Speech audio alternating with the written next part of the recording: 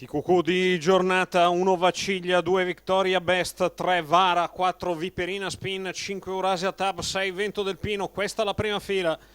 In seconda 7 Vancouver Ongi, 8 Voldemar, 9 Ulrich Trio, 10 Visipan, 11 Velia, 12 Ulrica dei Daltri. In terza 13 1 Qualchiera.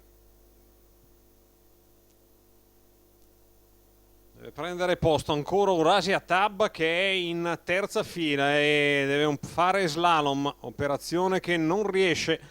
Ha perso quindi il lancio, mentre di galoppo lontano dalla testa Volt Deimar. Stacco della macchina con Vaciglia che esce in vantaggio avanti a Victoria Best, la quale si accontenta di parcheggiare alle sue spalle. Al largo Vara e Vento del Pino, che si fa la prima curva con gradualità, gira Vara e si presenta su Vaciglia ai 200 iniziali in 15,4 davvero lenti. Vento del Pino in breve va a lato di Vaciglia, le impegna, due seguiti da Victoria Best. C'è sono un paio di errori nel centro del gruppo, segnatamente Ulrica dei Daltri, si elimina anche Vara.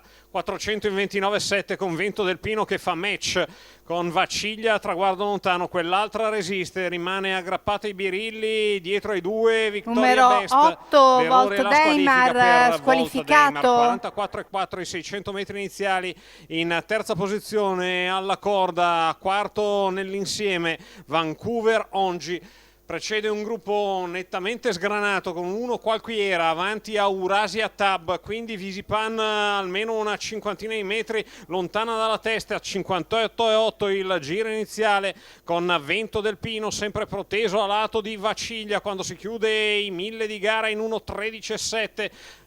A contatto Victoria Best, poi Vancouver Ongi che cerca l'aggancio con la coppia di testa. Vento del Pino che torna iperaggressivo a lato di Vaciglia quando si è al completamento della dritta opposta in 14,5. Vento del Pino che sopravanza Vaciglia, fatica a trovare qualcosa per il momento almeno Victoria Best, coperta da Vancouver Ongi, ingresso della dritta arrivo con Vento del Pino che è passato nei confronti di Vaciglia, poi Victoria Best e Vancouver Ongi. Vento del Pino che nel tratto conclusivo si limita a controllare la situazione, vince di 1,5 ma molto chiaramente, mentre per il secondo di dentro Vaciglia dovrebbe aver respinto Vancouver Ongi. Al quarto Victoria Best, 1,58 totale, 1,14,5 la media al chilometro. Successo di Vento del Pino.